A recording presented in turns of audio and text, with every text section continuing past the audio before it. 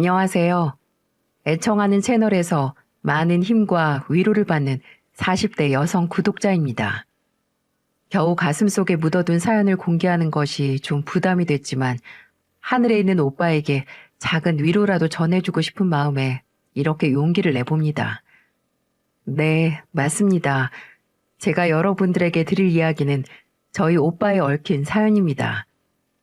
저랑 5살 터울인 오빠는 어렸을 적부터 저를 참 잘 챙겨주었죠. 아직도 오빠 손을 꼭 잡고 걸었던 등굣길이 생생하네요. 학교에 갈 시간은 다 되어 가는데 메뚜기를 잡는다고 논두렁을 타기도 했고 들꽃이랑 이야기를 나누느라 오빠의 애간장을 태우기도 했죠. 그래도 하나밖에 없는 어린 동생에게 화 한 번 내지 않았던 착한 오빠였어요. 그저 곱게 따은 제 머리를 쓰다듬으며 남실아, 어서 학교 가자. 빨리 가서 친구들도 만나고 선생님도 만나야지. 이렇게 부드러운 목소리로 철없는 동생을 달래주었어요. 그래서 그런지 저와 오빠는 둘도 없는 오누이 사이였어요. 다른 집들에 비해 형제가 적어서였는지는 몰라도 우리 남매는 참 각별했어요. 제가 답답한 시골에 살면서 방황 한 번 없이 성장할 수 있었던 것도 아마 든든한 오빠가 존재했기 때문일 거예요. 오빠는 꽤 괜찮은 성적으로 고등학교를 졸업했지만 일찍부터 아버지의 뒤를 이어 농사꾼이 되고자 했습니다. 평소 시골 생활을 답답해했던 전 그런 오빠가 이해가 되질 않았어요. 어른들은 오빠가 집안의 장손이라고 늘 애지중지 하셨거든요. 오빠가 마음만 먹는다면 얼마든지 도시로 나가 공부를 할 수 있었을 겁니다. 조상 대대로 같은 곳에서 터를 잡고 살아왔기 때문에 귀한 장손 하나 공부시킬 정도의 능력은 차고 넘쳤으니까요. 하지만 오빠는 자신은 땅을 일구며 살고 싶다고 당당히 밝혔어요. 그런 오빠의 결심을 말리는 어른도 계셨고 장하다고 생각하신 어른들도 계셨지만 오빠의 고집을 꺾을 어른은 계시지 않았죠. 제가 그런 오빠에게 한번 물은 적이 있었어요. 오빠, 뭐 하려고 고향에 남는다고 했어? 오빠는 꿈도 없어? 넓은 도시로 나가서 공부하면 얼마나 좋아. 대학도 가고 미팅도 하고 그러면서 살고 싶지 않아? 남실아, 오빠는 말이야. 이상하게 땅 냄새를 맡으면 좋아. 없던 힘도 막 나고 생기가 돋는다니까? 아무래도 오빠한테는 농사꾼의 피가 흐르는 것 같아. 치, 농사꾼의 피가 따로 있나 뭐? 있나 봐. 오빠는 아무래도 농사꾼이 천직인가 봐. 배시시 미소를 지으며 제게 그런 말을 하는 오빠가 이해가 되질 않았어요. 전 학교만 졸업하면 당장 이 답답한 시골을 뜨겠다고 결심하고 있었거든요. 오빠는 자신의 결심대로 본격적으로 농사를 시작했고 얼마 지나지 않아 본래부터 땅을 일궈온 사람처럼 능숙하게 농사를 짓더군요. 평생 농사꾼이었던 할아버지가 혀를 내두를 정도였으니까요. 이렇게 뭐든 잘하는 장손이니까 오빠는 집안에서 얼마나 대우를 받는 사람이었겠어요. 시골 분들은 더 그렇잖아요. 할아버지 할머니는 물론이고 가까이에 모여 사는 친인척분들도 오빠라면 엄지부터 세웠죠. 저도 물론 그런 오빠가 최고였지만 딱 하나 섭섭했던 건 오빠가 집안 어른들의 특별 대우를 받는다는 거였죠. 뭐 맛있는 것을 먼저 챙겨준다든가 아니면 한약을 지어준다든가 그런 사소한 부분을 걸고 넘어지지 않은 게 아닙니다. 앞에서도 밝혔듯이 할아버지는 이곳에서 꽤 넓은 땅과 산을 가지고 계셨어요. 대대로 이곳에서 터를 잡고 살아왔기 때문이었죠. 6.25 동남만 아니었다면 가진 땅이 훨씬 더 넓었을 거라던 할아버지 푸념이 거짓이 아닌 이유였어요. 아무튼 할아버지 할머니는 애저녁에 당신들의 땅과 재산을 자식들에게 분배를 해주었는데요. 어디 논밭은 누구 거, 선사는 또 누구 거, 본가는 누가 갖고 이런 식으로 말입니다. 정정하신 분들이 하시는 말씀이라 아버지를 비롯해 형제들은 그러려니 하고 넘어갔지만 잊을만 하면 똑같은 말을 반복하시니까 일종의 유언과 다름없는 말처럼 받아들여지기 시작했죠. 그런데 할아버지는 집안 장손의 목도 잊지 않으셨어요. 오빠에겐 오빠가 짓고 있는 농가 밭, 그리고 옆마을에 소작을 준 농까지 다 장손 것이라며 못 박으셨어요. 그 정도면 작은 아버지들에 비해서 결코 적지 않은 땅이었습니다. 삼촌들과 고모들의 입에서 볼멘 소리가 나올 수밖에 없었죠. 아버지와 오빠의 몫까지 합친다면 할아버지의 재산 절반 이상이 저희 집으로 분배되는 것과 다름없었거든요. 하지만 대놓고 불평을 할 수도 없었어요. 워낙 할아버지가 엄하셔서 심기를 잘못 건드렸다간 자칫 받았던 땅도 없던 일이 될 수도 있었거든요. 그런 분위기 속에 저까지 나서서 왜 오빠한테만 재산 주고 나한테는 주지 않느냐고 따져 물을 수도 없었고요. 마음이야 장소만 손주냐, 이 손녀도 손주다, 이렇게 외치고 싶었지만 말이죠. 아무튼 할아버지가 직접 군청에 가셔서 토지 상속을 결말지은 날 작은아버지와 고모들의 표정들을 낱낱이 기억합니다. 재산을 미리 받았으니 좋기도 하면서 장손에게 간 재산이 배도 아프기도 한, 다시 말해 웃픈 표정이라고나 할까요? 그렇게 모든 재산 정리를 마친 할아버지는 마치 자신의 일을 다 했다는 것처럼 오래지 않아 세상을 떠나셨어요. 할머님도 이듬해 할아버지를 따라 돌아올 수 없는 강을 건너셨죠. 아무튼 오빠는 그런 것과는 상관없이 묵묵히 자신의 일에만 최선을 다할 뿐이었어요. 솔직히 오빠가 없었으면 그 많은 논밭을 어떻게 일궜을까 싶기도 합니다. 아무리 땅이 넓어도 일손을 계산해서 농사를 지어야 하는데 오빠는 마치 집에 부려먹을 종이라도 있는 것처럼 씨부터 뿌립니다. 놀란 아버지가 그러다 논밭 다 갈아엎어야 한다며 뜯어 말리지만 오빠는 걱정 말라며 일을 저질렀죠. 그렇지만 아버지의 걱정은 완벽한 기우였어요. 오빠는 타고난 성실함 뿐만 아니라 명석한 머리도 있는 사람이었어요. 마을 사람 대부분이 농사를 지어 먹고 살고 있으니까 일종의 공동 작업처럼 세세한 스케줄을 짜서 모자란 일손을 충당했죠. 거기에다 적절한 순간 성실한 외국인 노동자들을 고용해서 그 많은 농사를 척척 해냈습니다. 아버지는 물론 마을 사람들도 오빠의 수완을 인정할 수밖에 없었어요. 농사꾼이 천직인 것 같다는 오빠의 말이 거짓이 아니라는 걸 알겠더군요. 오빠 덕분에 농사의 규모가 커졌고 자연스레 재산도 쑥쑥 불어났죠. 하늘에 계신 할아버지가 이래서 내가 장손한테 논밭을 내어준 거라며 흡족해하는 웃음소리가 들리는 것 같았어요. 집안의 희망이던 오빠가 집안의 기둥으로 변모하는 순간이었습니다. 부모님은 흠이 없는 오빠에게 딱 하나 걱정거리가 있었어요. 홍기가 꽉 찬 오빠에게 좋은 색식감이 없다는 것이었죠. 중신을 선다는 사람도 많았지만 오빠는 그럴 시간 없다며 그때마다 거절을 했어요. 제가 보기에도 오빠에겐 결혼 생각이 없어 보였어요. 엄마의 성화에 오빠 마음을 떠보기도 했는데요. 오빠, 정말 결혼 안 할 거야? 그렇게 농사만 짓다 호래비로 늙어줄게? 땅만 많으면 뭐하냐? 건살 가족이 없는데. 내가 왜 가족이 없어? 부모님도 계시고 우리 남실이도 있잖니? 난 오빠가 걱정하지 않아도 잘 먹고 잘 살 테니까 오빠나 얼른 좋은 짝이나 만나. 나도 새언니 얼굴 좀 보자. 새언니 생기면 얼마나 들들 볶으려고. 그럼 들들 볶아야지. 우리 귀한 오빠 채 갔는데 그럼 그 정도도 못해? 뭐야, 이 녀석? 말은 그렇게 했지만 전 우리 오빠가 결혼하지 말고 제 곁에 영원히 있었으면 했습니다. 아시는 분은 아실 거예요. 그저 오빠라는 단어가 주는 안도감과 따뜻함을 말이죠. 그렇게 결혼 생각이 없다던 오빠가 어느 날 갑자기 식구들을 모아놓고 결혼 선언을 하는데 얼마나 놀랐는지 모르겠어요. 친구에게 소개를 받았다는 아가씨라는데 참 착하고 좋은 사람이라며 그 여자와 꼭 결혼을 하고 싶다는 거였어요. 180도 바뀐 태도에 다소 놀랐지만 부모님이 좋아하시지 않을 리가 없었습니다. 농사에만 관심이 있는 줄 알았던 우리 오빠에게 사랑하는 여자가 생겼다는 게 참 이상하더라고요. 얌전한 고양이가 부뚜막에 먼저 오른다고 하더니만 그 사이 언제 연애를 하고 사랑을 키워왔는지 모르겠습니다.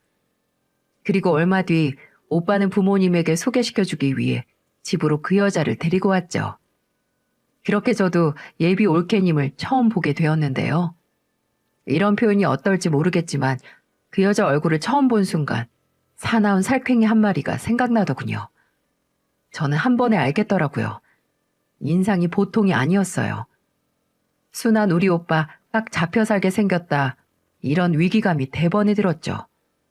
그렇게 그 여자는 하하호호 인사를 하고 돌아갔고 저와 엄마는 비슷한 생각을 갖고 있었어요. 엄마, 오빠가 데리고 온 저 여자 좀 별로지 않아? 실은 엄마도 썩 마음에 들진 않더라. 고집도 좀 세 보이고 말본새도 차분하지도 않고. 그치? 아니 오빠는 참한 여자들은 죄 싫다고 하곤 어디서 저런 여자를 데리고 와서 결혼을 한다고 그래? 엄마, 이 결혼 말려야 하는 거 아니야? 그렇지만 네 오빠가 좋다는데 어떻게 말리니? 그리고 모처럼 결혼 결심이 섰는데 웬만하면 시켜야지. 엄마, 결혼 잘못하면 오히려 인생 망친다고. 오빠처럼 순한 사람이 어떻게 저런 여자랑 살아? 하루도 바람 잘 날 없을걸? 그런가? 일단 오빠 들어오면 다시 얘기 좀 해봐요. 연애는 얼마나 했는지, 진짜 결혼할 여자로 확신을 하는 건지. 그래. 아유, 참. 처음 데리고 온 여자가 이렇게 마음에 들지 않으니 엄마도 한숨이 깊어졌어요. 물론 첫인상으로만 모든 걸 판단할 수 없다는 것쯤은 엄마나 저나 잘 알고 있습니다. 그럼에도 우리가 고개를 젓게 만들 만큼 그 여자의 인상은 강렬했어요. 하지만 고집불통 오빠는 완강했습니다. 그 친구가 어릴 적부터 고아로 자라서 온갖 고생이란 고생은 다 해서 그래요. 좀 투박한 면은 있지만 겪어보면 마음이 얼마나 따뜻한 사람인지 알게 되실 거예요. 그래, 엄마도 네가 좋다면 찬성이다. 두 사람만 좋다면 난 괜찮다. 오빠가 좋다는데 별 수 있나요? 집안 어른들도 장손의 결혼 소식을 반겼으니까 엄마도 어쩔 수 없이 예비 며느리를 받아들이기로 했습니다. 오빠의 말처럼 사람은 겪어봐야 아는 거니까요. 그렇게 오빠는 2살 연상인 그 여자와 결혼을 했습니다. 신혼 초 오빠와 새언니는 집안 어른들과 친인척들을 일일이 찾아다니며 인사를 했죠. 그런 옳게 살가운 행동 때문에 집안에서도 괜찮은 여자가 들어왔다는 소리가 들리더군요. 제 눈엔 아직도 여시 같은 행동처럼 보였지만 그렇다고 속내를 보일 수가 있나요? 그저 우리 오빠가 잘 살기만을 마음속으로 빌 수밖에 없었죠. 처음엔 별 문제 없이 잘 사는 것처럼 보였습니다. 오빠의 얼굴엔 늘 행복한 미소가 배어 있었고 두 사람 사이에선 항상 깨가 쏟아지더군요. 올케 언니 첫인상만 보고 괜한 오해를 했나 싶을 정도로 말이에요. 어찌됐건 아니면 다행인 거죠. 동생 입장에서 우리 착하고 성실한 오빠가 마음 많은 여자를 만나서 가정을 꾸리고 사는 모습이 왜 좋지 않겠습니까? 전 두 사람의 행복을 진심으로 빌었어요. 그렇게 오빠가 결혼한 지 2달쯤 됐을까요? 오랜만에 엄마 아빠가 있는 본가에 모여 식사를 하기로 한 날이었어요. 오빠 내외가 멀리 사는 건 아니었는데 그래도 농사일이 하도 바빠서 좀처럼 얼굴 보기가 쉽지 않았거든요. 오랜만에 오빠가 저녁을 먹으러 온다는 소리에 저도 퇴근을 하자마자 집으로 달려갔죠. 안녕하세요, 올케 언니. 어머, 아가씨, 오랜만이에요. 그 사이 더 예뻐진 것 같네. 네? 아, 그래요? 혹시 쌍꺼풀 수술했어요? 아니, 눈에 필러를 맞았나? 뭔지 모르게 얼굴이 달라진 것 같은데? 네? 아니에요. 쌍꺼풀 수술은 무슨... 그럼 연애를 하나? 연애를 하면 갑자기 외모에 관심도 생기고 그래서 예뻐지거든요. 맞죠? 아가씨 연애하죠? 아니라니까요. 왜 그래요, 정말? 할 말 없으면 그냥 하지 말지. 올케가 괜한 말을 걸어오는데 왜 이렇게 불편한지 모르겠습니다. 전에도 알고는 있었지만 호들갑을 떠는 올케는 제가 딱 싫어하는 스타일이었어요. 그래도 가족인데 어쩌겠어요. 그냥 불편한 기색을 애써 감추며 식사에 열중하고 있었죠. 그런데 바로 그 자리에서 올케 본성이 드러나는 사건이 일어나고 만 것이었어요. 밥을 먹던 엄마가 올케 언니한테 무심하게 물었습니다. 그럼 아이는 언제 가질 생각들이니? 나이들도 있고 하니까 계획을 세워야 하지 않겠어? 그러자 올케 언니가 밥 숟갈을 탁 내려놓으면서 차갑게 한마디를 하는 게 아니겠어요? 어머니, 저희 이제 결혼한 지 2달 됐어요. 그런데 무슨 벌써부터 애 타령이에요? 제가 애 낳으려고 시집 온 것도 아닌데. 느닷없는 신경질적인 반응에 모두들 입을 다물지 못했습니다. 저도 너무 놀라서 밥 숟갈을 들지도 내려놓지도 못하고 있었죠. 아니, 내 말은 지금 당장 가지란 말이 아니라 나이가 있으니까 천천히 고민을 해보란 말이지. 그 말이지 뭐예요? 제가 이보다 나이 많다고 눈치 주시는 것 같잖아요. 그리고 애가 뭐 저 혼자 낳는 것도 아니고 하늘을 봐야 별도 따는 거잖아요. 아유, 짜증나 정말. 그러면서 밥상머리를 박차고 일어나는 게 아니겠어요? 갑자기 봉변을 당한 엄마의 얼굴빛이 흑빛으로 변합니다. 아버지 역시 헛기침으로 당황한 마음을 감추셨고 놀란 아빠는 그런 부모님에게 애써 변명을 해댑니다. 아유, 죄송해요. 저 사람이 어제 저랑 조금 다퉜거든요. 그래서 그런지 좀 예민하네요. 오늘은 저희 그냥 들어갈게요. 죄송해요. 그러면서 오빠도 후다닥 바깥으로 나가더군요. 이게 다 무슨 상황인가 싶더라고요. 새언니의 경거망동에 화도 났고요. 전 슬그머니 새언니와 오빠를 따라 나가보았죠. 그러자 2 사람이 다투는 소리가 금세 들려오더군요. 당신 갑자기 왜 이래? 엄마가 물어볼 수도 있는 걸 가지고 왜 그렇게 화부터 내냐고. 내가 결혼 전에 분명히 말했지. 나 애 가질 생각 없다고. 그거 어머니한테 말씀 안 드렸어? 그러니까 어머님이 그런 말을 하는 거잖아. 그래, 아직 못 드렸어. 나중에 천천히 말씀드릴 생각이었으니까. 그렇다고 식사 도중에 버럭 화부터 내면 어떡해? 그럼 열받는데 밥이 목구멍으로 넘어가겠니? 아무튼 당신이 부모님한테 확실히 말해도 우리 절대 애 가질 생각 없다고 말이야. 알았어? 2 사람이 싸우는 소리가 담벼락 너머에서 들려오는데 제 심장이 쿵쾅쿵쾅 뛰더군요. 오빠에게 함부로 구는 말투가 자연스러웠어요. 1-2번 그러는 게 아니라 늘상 있는 일처럼 말이죠. 게다가 2 사람의 다툼 소리가 나는 곳에는 담배 냄새와 함께 연기까지 모락모락 피어올랐어요. 오빠는 담배를 피우지 않으니 담배를 입에 문 사람이 누구인지는 굳이 확인하지 않아도 잘 알 수 있었죠. 오빠 내외가 그렇게 돌아가고 마음이 싱숭생숭하더군요. 역시 제 예감이 맞았습니다. 새언니는 본인의 인상처럼 보통이 아닌 사람이었어요. 어른들 앞에선 겉으로만 웃는 낯이고 속으로는 불같은 성미를 가진 사람이었던 것이었어요. 순하디 순한 오빠가 저렇게 드센 여자를 만나서 산다는 게 쉽지 않아 보였어요. 저도 그러니 부모님 마음은 오죽하겠습니까? 며칠 후 저는 일부러 시간을 내서 오빠가 일하는 논으로 찾아갔어요. 조용히 얘기하기엔 그만한 곳도 없었으니까요. 남실아, 이 시간에 여긴 웬일이야? 웬일은 오빠랑 얘기 좀 하려고 왔지. 얘기? 무슨 얘기? 지난주에 그 사달을 내놓고 몰라서 물어? 아, 그거? 오빠, 어디 나한테 속 시원하게 말 좀 해봐. 정말 세연이랑 별 문제 없어? 문제는 무슨, 아무 일 없으니까 걱정 마. 내가 보기엔 오빠가 언니한테 너무 휘둘려 사는 것 같은데? 정말 아니야? 아니래도 그러네. 같은 여자끼린 척 보면 대충 알거든?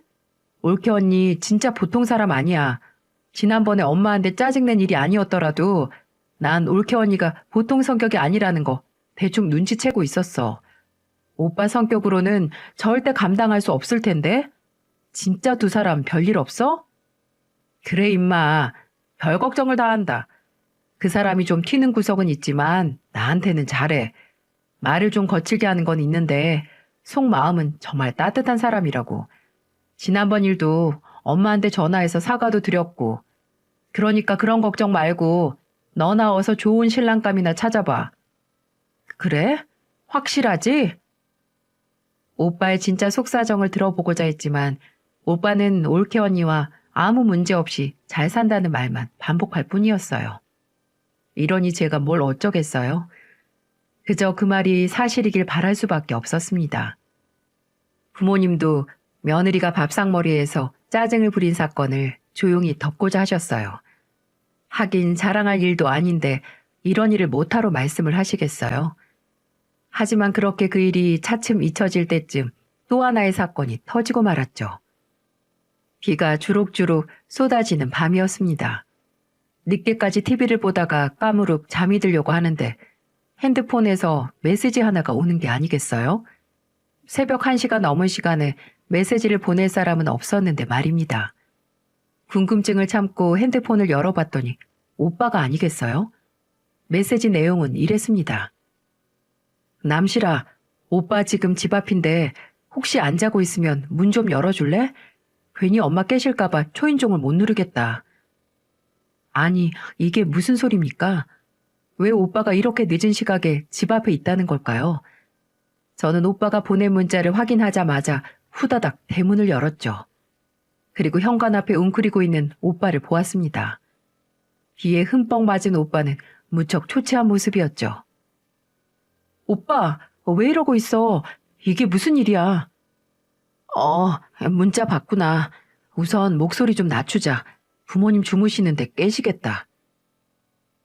그렇게 말한 오빠는 조용히 집 안으로 들어갔어요. 그리고 예전부터 있던 자기 방으로 살금살금 들어가더라고요. 아니 오빠, 이게 어떻게 된 거냐니까. 이 시간에 집에는 왜 온 거야?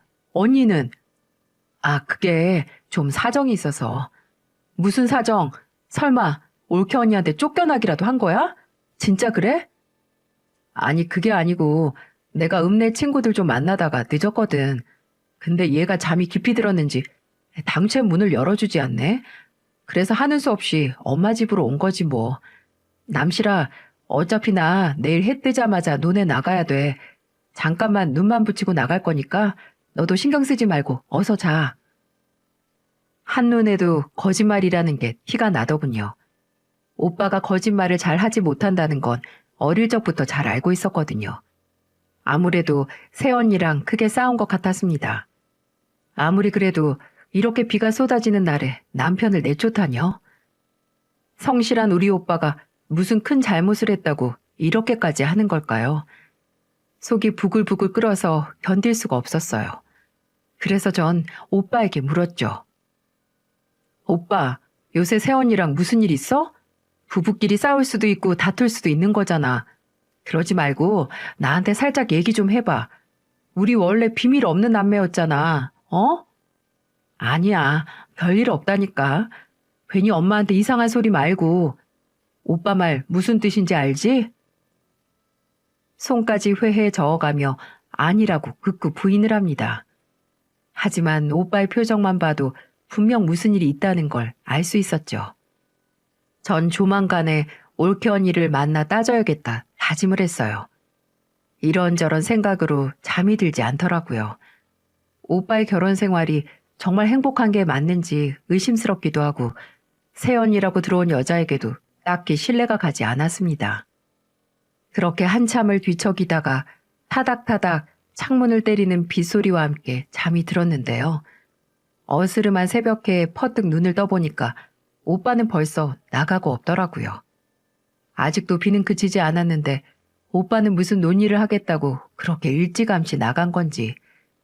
아침을 먹는 둥 마는 동안 저는 올케 언니를 만나봐야겠다고 생각했어요. 오빠 성격상 일일이 말해주지 않을 게 뻔하니까 차라리 올케에게 묻는 게 빠를지도 모른다는 생각이 든 거였죠. 그렇게 마음을 먹고 서둘러 준비를 하고 있었는데 집에 전화벨 소리가 울리더군요. 왠지 모르게 불안한 마음이 들었어요. 조심스럽게 수화기를 들었는데 전화를 걸어온 상대방의 목소리가 무척 다급한 겁니다. 남실이냐? 나 이장인데 큰일 났다. 큰일 났어. 일을 어쩌냐. 네 오빠가 지금 병원에 실려갔어. 어서 가봐야 할 것 같아. 네? 우리 오빠가요? 왜요? 어디서요? 나도 정확한 건 잘 모르겠고 축사 근처에 쓰러져 있는 걸 정씨가 발견했단다. 아무래도 낙뢰 맞은 것 같은데 위중한 상태라니까 어여 가봐. 전화를 끊자마자 부모님을 모시고 정신없이 병원으로 달려갔어요. 저희가 도착했을 땐 이미 오빠는 응급실에서 중환자실로 옮겨졌다더군요. 의사 말이 전신 화상이 너무 심해서 목숨을 장담할 수 없는 상태라고 했습니다. 아버지는 그 자리에서 주저앉았고 어머니는 정신을 잃고 쓰러졌습니다. 그래도 전 오빠가 죽을 거라고는 생각하지 않았어요. 몇 시간 전까지만 해도 저랑 대화를 나눴던 오빠였어요. 그런 오빠가 죽을 수도 있다는 사실이 믿기지가 않았습니다. 크게 다치긴 했어도 금세 자리를 훌훌 털고 일어날 거라고 믿었죠. 그것이 헛된 바람이었다는 건 얼마 지나지 않아 알 수 있었습니다. 의사 선생님이 어두운 표정으로 고개를 가로젓더군요. 앞이 깜깜해지면서 하늘이 다 무너지는 것 같은 기분이었어요. 이렇게 오빠를 떠나보내야 한다는 사실에 절망을 느꼈습니다. 부모님은 말할 것도 없었고 뒤늦게 소식을 듣고 달려온 올케 언니도 울고불고 난리도 아니었습니다. 눈물, 콧물, 뒤범벅이 된 채 오빠의 주검 앞에 주저앉은 올케의 모습에 제 가슴도 갈갈이 찢어질 듯 아프더군요. 아무리 두 사람이 지지고 볶고 했어도 결혼 6개월 만에 남편을 잃었으니 얼마나 참담한 심정이겠습니까? 전 올케 언니를 부둥켜 안고 한동안 눈물을 쏟았습니다. 장손이 불식간에 목숨을 잃었다는 소식은 말 그대로 날벼락 같은 소식이었죠. 집안 장손의 흉사에 온 친인척들이 슬픔을 참지 못했고요. 오빠의 장례를 어떻게 치렀는지도 모르겠어요. 선산에다 오빠를 묻고 나서야 비로소 실감이 나더군요. 그렇게 살갑고 다정한 오빠가 이제 제 곁에 없다는 사실을 말입니다. 그렇게 며칠을 멍하니 시간을 흘려보냈어요. 그런데 오빠가 죽기 전 날 밤 비에 흠뻑 젖은 채 찾아왔던 모습이 제 머릿속에서 당최 떠나가지 않는 겁니다. 오빠는 아니라고 했지만 분명 새언니랑 무슨 문제가 있었던 게 분명했어요. 그러니 그런 꼴로 집도 못 들어가고 본가에 찾아온 거겠죠. 만약 두 사람이 싸우지 않았다면 오빠가 그런 사고를 당하지 않았을지도 모르죠. 아무리 스님이 목탁을 두드리며 극락왕생을 빌어주어도 우리 오빠가 편안히 눈을 감지 못할 것 같다는 생각이 드는 겁니다. 저는 그날 일을 올케에게 물어봐야겠다고 결심을 했어요. 무슨 일이 있었던 건지 새언니 입으로라도 꼭 들어야 속이 풀릴 것만 같았습니다. 그리고 뉘엿뉘엿 해가 지고 있을 무렵 무거운 발걸음을 옮기며 올케가 있을 오빠 집으로 향했죠. 잠시 후 오빠 집에 도착을 한 저는 대문 앞에 서서 초인종을 누르려고 했어요. 바로 그 순간 집안에서 들리는 올케의 목소리에 멈칫했습니다. 누군가 통화를 하는 건지 올케의 목소리가 희미하게 들리지 뭡니까? 그런데 참 이상했어요. 상을 당한 지 얼마나 됐다고 저렇게 목소리가 밝은 걸까요? 전 잠시 숨을 죽이고 귀를 기울였죠. 낡은 시골집이라서 그런지 선명하게 들리진 않았지만 무슨 말을 하는지 대충은 알아들을 수 있었습니다.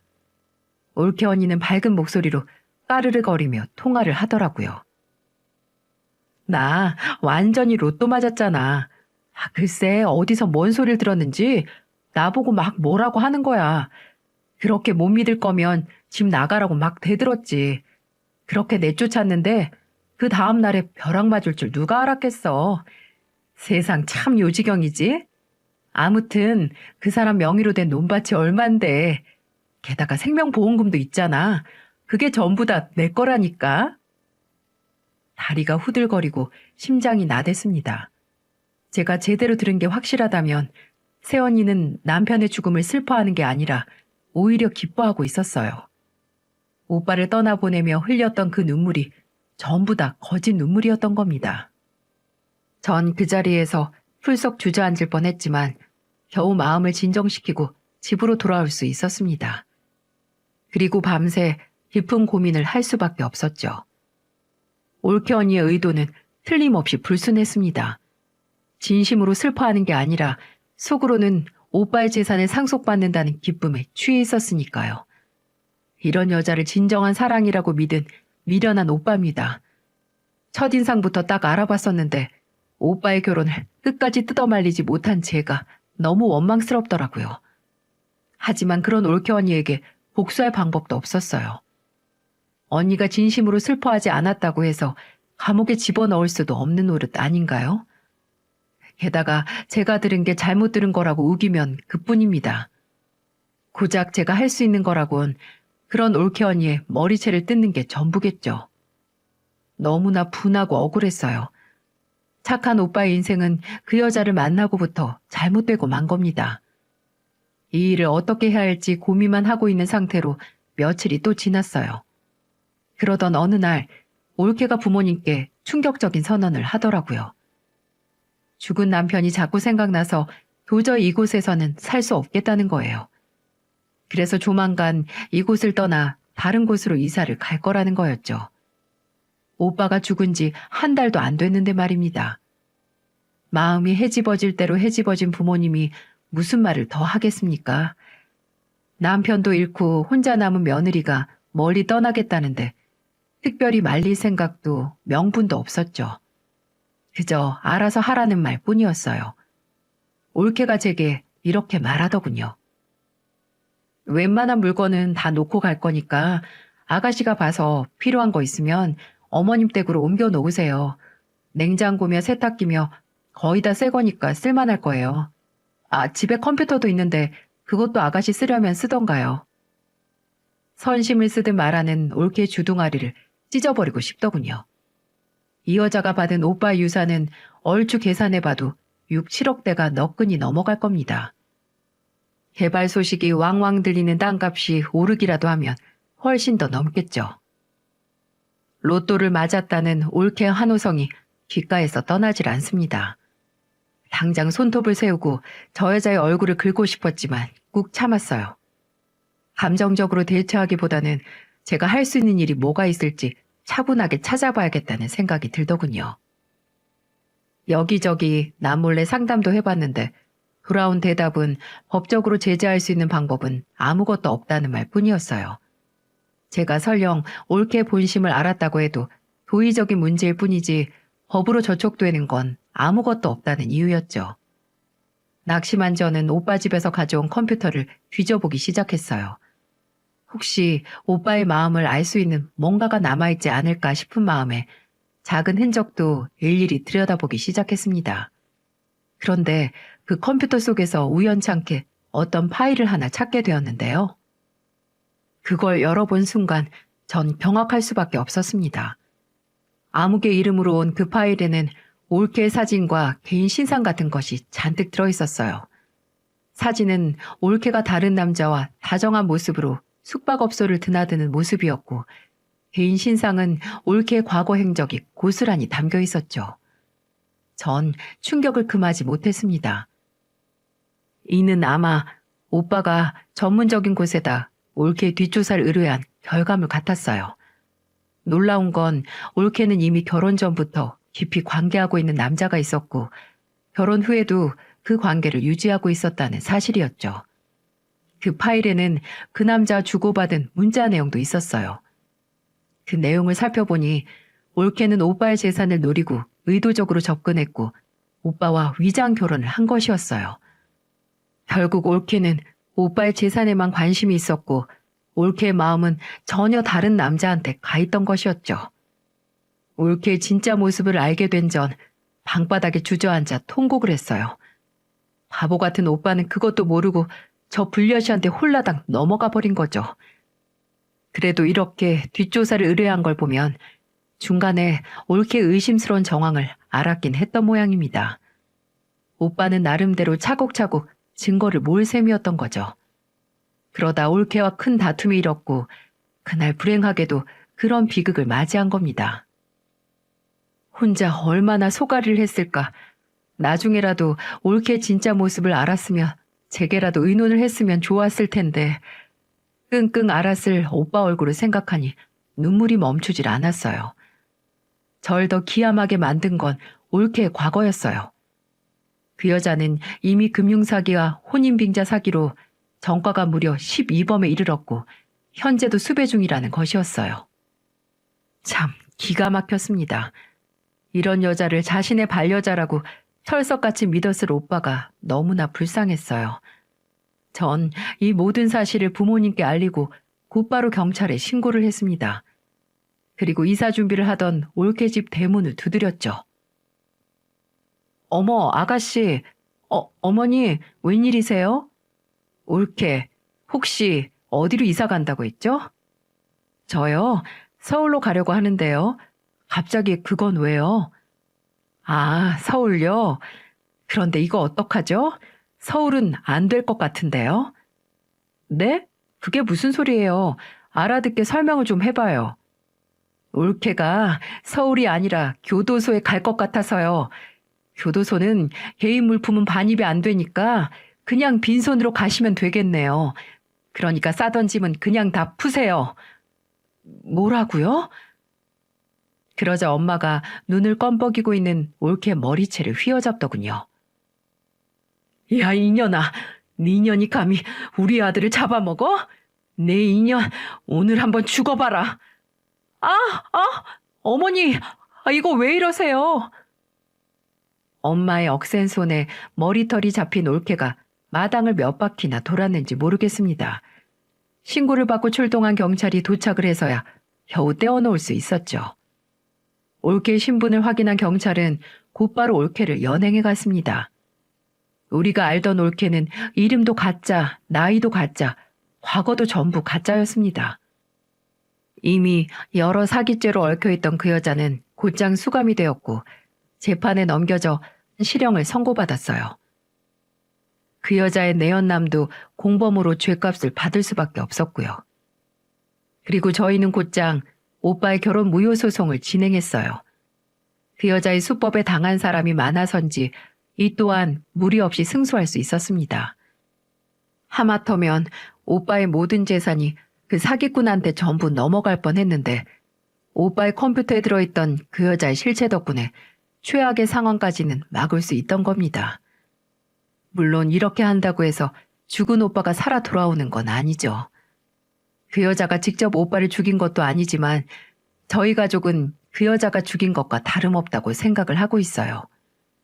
마음 같아선 살인죄까지 톡톡히 치르게 하고 싶지만 그건 저희 힘으로는 어쩔 수 없는 일이고요. 그저 이렇게 마무리가 된 것만으로 만족할 수밖에 없었습니다. 시간이 지나면서 저희 가족들 모두 조금씩 그 상처가 치유되고 있지만 전 아직도 그 여자의 얼굴을 떠올리면 치가 떨리곤 한답니다. 시커먼 사람 속은 아무도 모른다고 하더니만 그 가증스런 여자가 출소를 해서 오빠처럼 순진한 남자를 꼬시러 다니는 상상을 하니까 소름까지 돋네요. 여러분, 제 이야기는 여기까지입니다. 정말 기가 막힌 사연이죠. 어딜 가나 착한 사람들을 등쳐먹으려는 사기꾼은 존재하는 것 같네요. 여러분들도 지나치게 호의를 베푸는 사람들을 늘 경계하고 의심해 보시길 충고드려봅니다. 끝까지 들어주셔서 감사드리고 언제나 평안한 날이 되기를 바랍니다.